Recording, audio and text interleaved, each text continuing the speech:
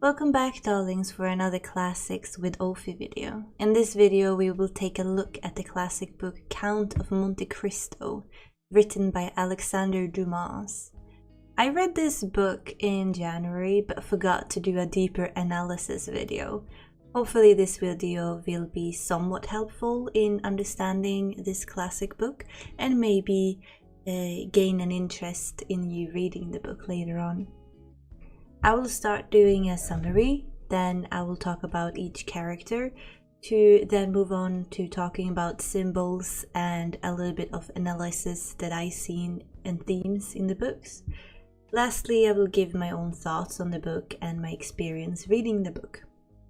I put the chapters in the description. If you are more interested in some parts than others, then you can skip to the parts that you're interested in. I will also warn that this entire video will be spoilers, so if you haven't read the book and don't want to be spoiled, or you haven't seen the movie and you're planning to, do that first and come back to this video later on. Okay, so a summary to start with. We follow a main character named Edmond Dantes. He got everything he wanted in the beginning of the book. He's a hard-working man which has not gone unnoticed by his bosses, and he will soon be owning his own ship. So he will go from a first sailor to become his own captain. But he's also about to marry the love of his life, Mercedes, so he feels like he's the luckiest man alive. But due to how well it's going for Edmond Dantes, he has a couple of haters after him.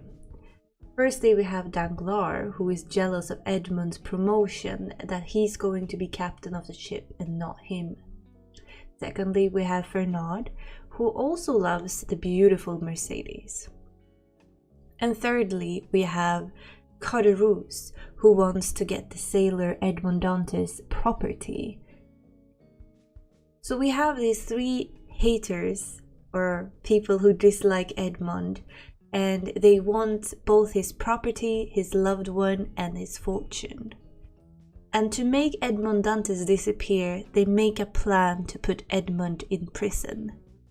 Together they write a letter to claim that Edmond Dantes is a traitor to the government.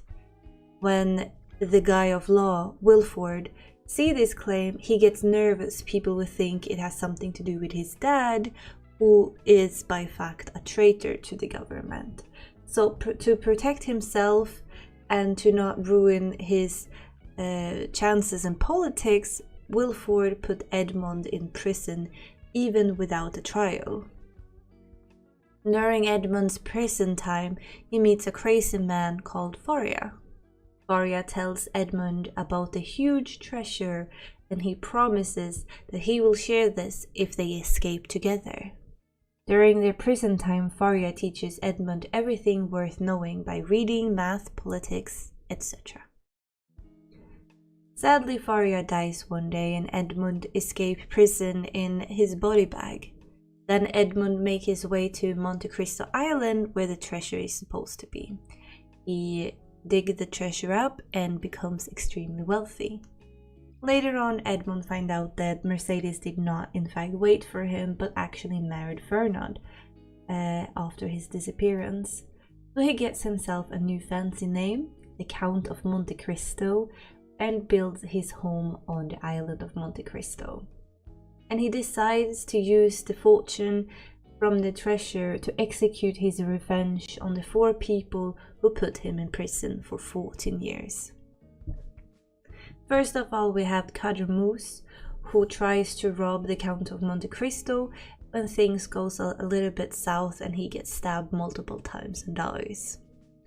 Secondly, we have Fernand. By using his newfound fortune, the Count finds dirt and scandals enough to take Fernand down. Fernand got rich and money after betraying royalty, but also by selling a few people into slavery. After this information came out, the high society and Mercedes herself disgraced him, which led to Fernand killing himself. Thirdly, we have Wilford. According to some rumors, Wilford's wife has some issues with some family members of hers. So the Count of Monte Cristo, Edmond Dantes, teaches her all about poison and how to kill off the family members. She starts using it and family members start dropping dead left and right. The Count not only takes down Wilford with the law after this, but he also convinces Wilford to tell his wife to kill herself. After Wilford falls in society ranks, he loses his mind. Lastly, you have Danglars. Danglars loves money more than anything, and that's what the Count of Monte Cristo decides to target. He messes up the flow of Danglars' money and sends bad people his way to rob him of everything he got until he's completely drained of money and finances. After all his revenge, the Count decides to ride off in the sunset with his ship together with a woman called Haydée. And that's basically sums up the entire book very roughly. Now to speak on some of the characters of the book, just to get a little bit more deeper on all the characters, I have picked the characters that I feel are the more important. And they are the first, of course, Edmond Dantes, who is also later on the Count of Monte Cristo. He's our protagonist. He's falsely accused and then spends 14 years in prison. He vows to seek revenge on everyone who betrayed him. Faria, the man in the prison, helps him to get a broader education and tells him about the treasure. He escapes from prison and then spends 10 years carrying on the complicated revenge plan. He also uses aliases a lot and disguises himself during his quest of revenge. Edmond Dantes also thinks of himself as the agent of God that punishes the bad people who do wrong. Then we have Abbe Faria. He is an older political prisoner at the prison Edmond is sent to. People label him as a madman because he keeps insisting that he has a huge treasure on an island. He shares all his wisdom and knowledge in every subject with Edmond Dantes, so plans the escape together with Edmond, but also later shares the location of the huge treasure. Danglars is the supercargo or the officer in charge of accounts, and also the one who's jealous of Edmond's promotion in the beginning of the book. He is the one creating the plot to frame Edmond Dantes as a traitor to the government. Danglars is a cold, pretentious and controlling in his behavior, and later on he takes a job as a Spanish bank and makes millions. Wilford is a proud and ambitious crown prosecutor who will almost do anything to come further in his political career. This is of course includes sending Dantes falsely into prison, and he cares a lot more about his job and his political career than his family or other people. Then we have Fernand. He is a simple fisherman but in love with a beautiful Mercedes. It is Fernand that is responsible for the secret letter that claims that Edmond Dantes is a traitor. He later joins the army and marries Mercedes. Then he makes himself richer by going through treachery and betrayal. Caderousse is a former neighbor of Dantes. He is a greedy and envious and a lazy drunk man. His greed takes him to kill his own wife and a jeweler, which puts him into prison. There he meets a man called Bernardetto, who he then blackmails and gets betrayed by during a robbery of Monte Cristo's island. We also have Mercedes, who is said to be a poor but extremely beautiful woman. She is first engaged with Edmond Dantes, but after a time she believes him to be dead. She marries Fernand instead. But even so, she is dignified, honest and religious and never forgets Edmond Dantes. Sadly, her son Albert is the only source of her happiness. When it comes to symbols of this book, there's a lot of them, but there's 4 symbols that I found when I was reading that I find to be more important than others. And there are the storm, the elixir, the sea, and the red silk purse. There's a lot of storm and dark cloud images and descriptions in the beginning of the book. For example, when Edmund Dantes is shown the letter by Wilford, or just before he meets Faria in prison and everything seems dark, or when Fernand finally gets put in his place, or after being betrayed, a storm starts to surround Edmond Dantes' life. In a slight flash, Edmond's life turned upside down. Bad things can happen at any time in life, and when it does, it rarely comes with a warning, but it strikes you like a lightning. When it comes to the elixir, it's serving as a representation of God's strength in both constructive and deconstructive ways. The elixir has the power to both give and destroy life, which gives Dante almost godlike powers. This leads to Dante's believing much more so that he's an agent of God and he's doing God's will. But the elixir later on fails when Dante tries to bring a boy back to life. Then it's implied that the elixir is limited to Dante's limitations because he's only a man, and only God has the power to both give and take a life.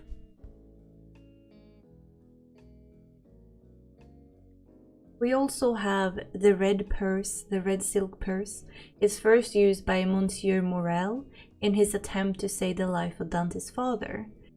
Dante later on uses the red silk purse when he's saving Morel's life, and the red purse becomes like this physical symbol of the connection between good deeds and rewards.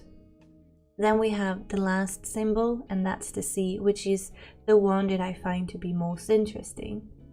The sea is a symbol that we see all through the book, both because Dantes himself loved the sea and he's a really good sailor and a good captain, and when he tries to get away from things, he always escapes in his big ship, or even in the end when he sails off in the sunset. The sea and the ship has always been this refugee for him that he can go and just be.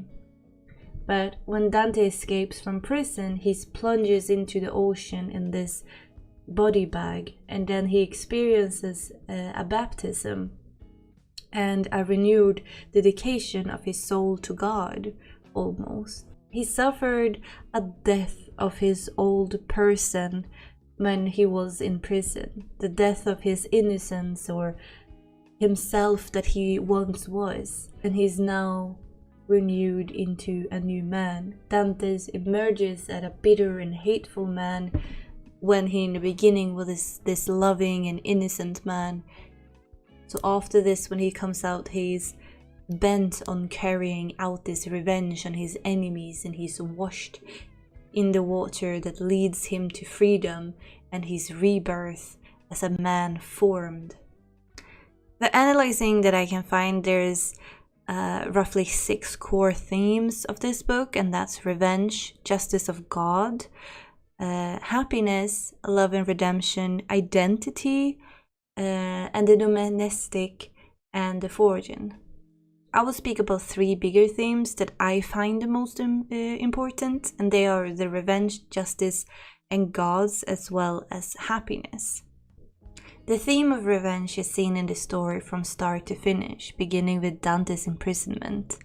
After being wrongfully imprisoned and near death, Dante's escape the prison with one thing in mind: revenge for those who betrayed him.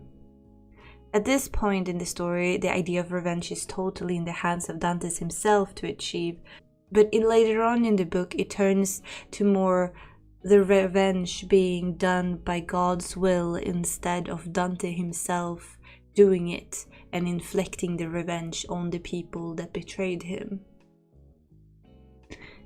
Then we have the second theme, which is the God's will. Dante's dismayed at how the justice system failed him, believes justice can be handled by his actions alone, and he's angered by the betrayal of the sociality systems, and Dante seeks revenge and justice in his own terms.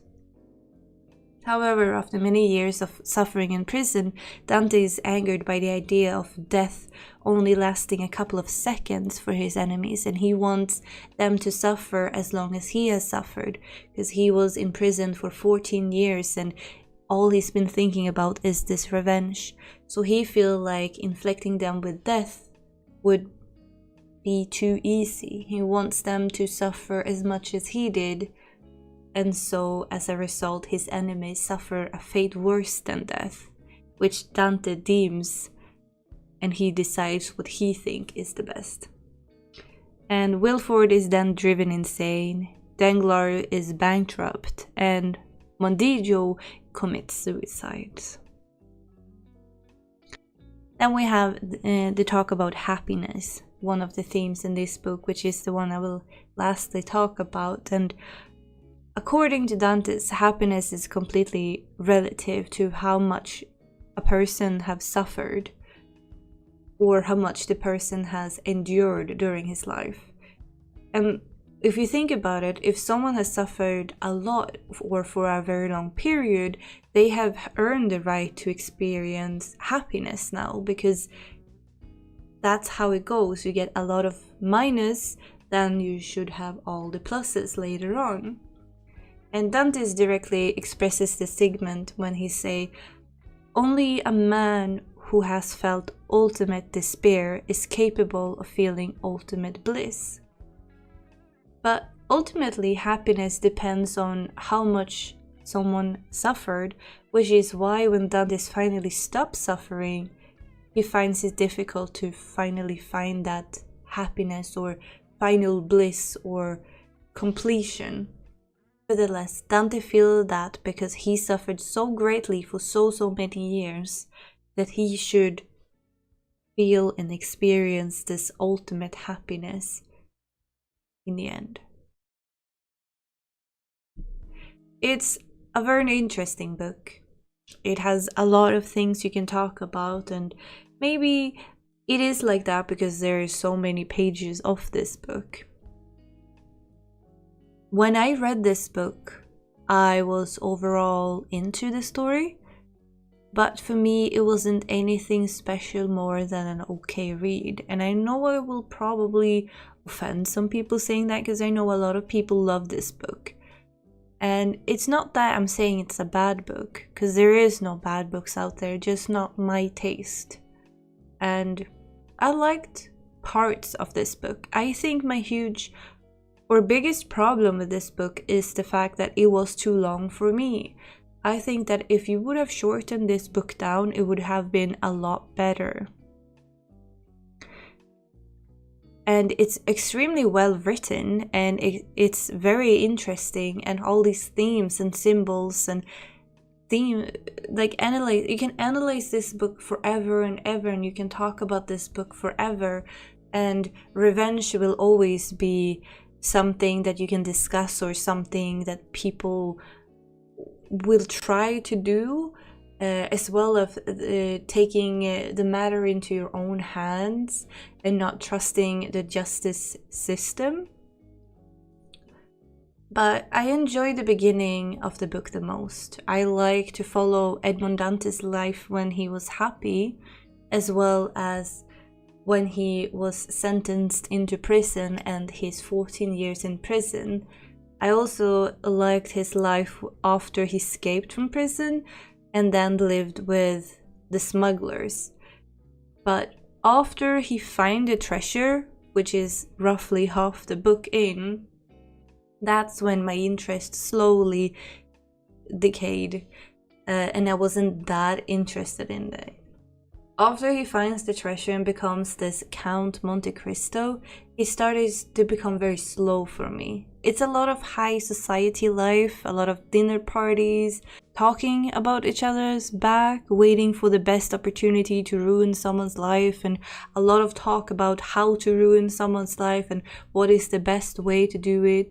And it's almost like a very slow chess game, which when you look at all the components and you analyze the book afterwards, it's more interesting analyzing it and talking about it than it was actually reading it.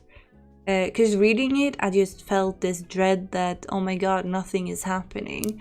Like, I read 400 pages and I was like, another dinner party? Really? That's kind of how I felt.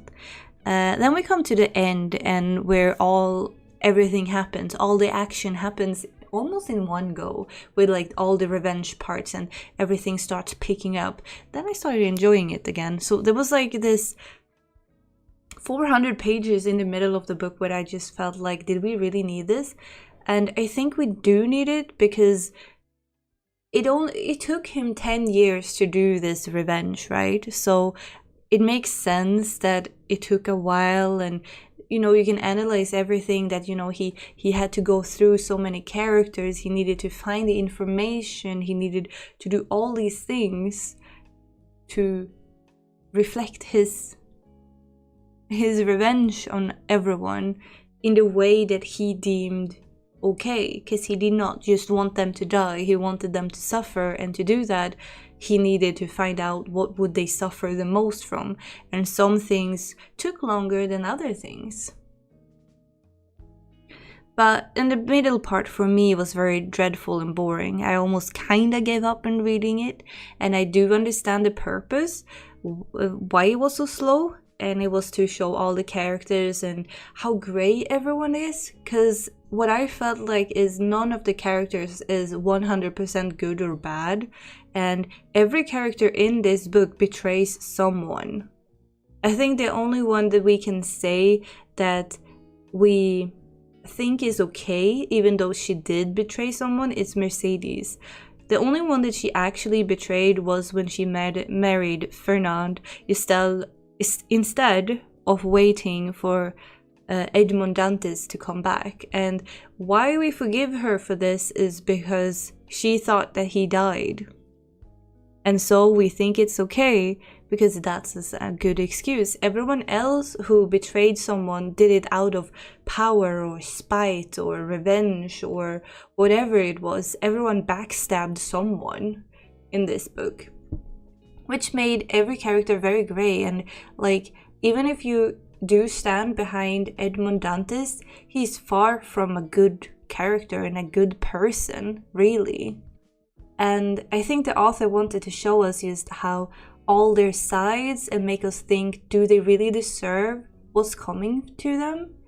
Because some of these haters that we say that put Dantes in this place, they also did some good things, and they were not just like these horrible, you know, Disney villains that are 100% evil. They were human beings who did human things, just like Edmond Dantes was not 100% a good guy. He did some horrible things in this book as well, but he's deemed to be this hero. But they are all this kind of like grey shadow people, really. And another thing that I didn't care much for is that Alexandre Dumas, when he wrote this book, rarely describes characters. He don't describe how they look like if it's not important to the story, if they have a scar or something. But other than that, he rarely describes them. And we get a lot of names.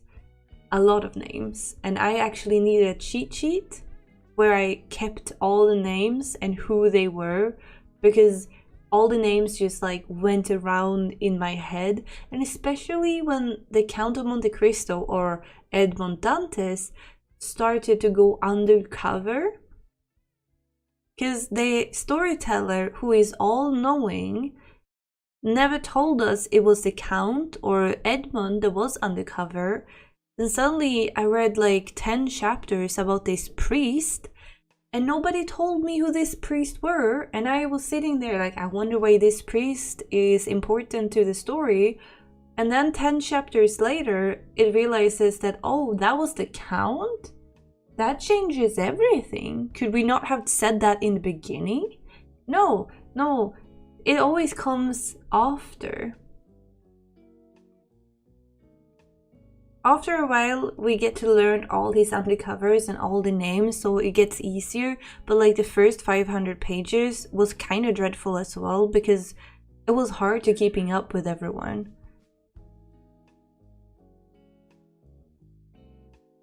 And I read somewhere that they said that the constant changing in characters and undercover names in the Count of Monte Cristo signifies the deeper changes within the characters themselves.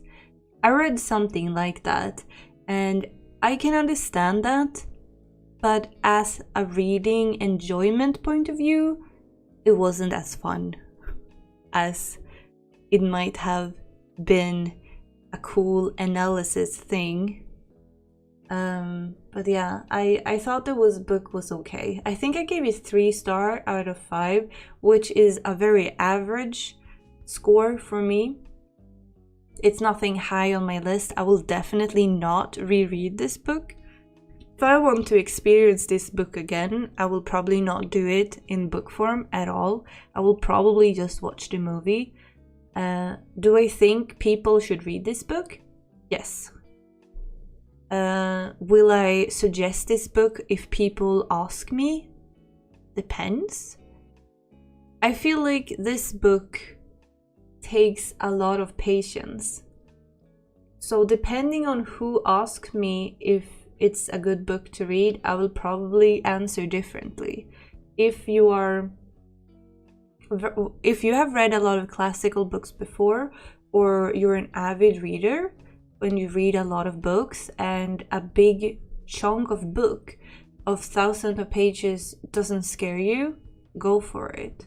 But if you don't read a lot and you feel like, I will start reading a classical book because that sounds fun, and you know, this is not the start where to start reading classical books.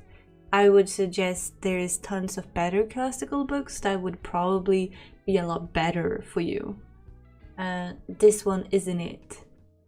But I do recommend it. I think it's this kind of book where I think everyone should maybe read it at least once, or at least give it a try.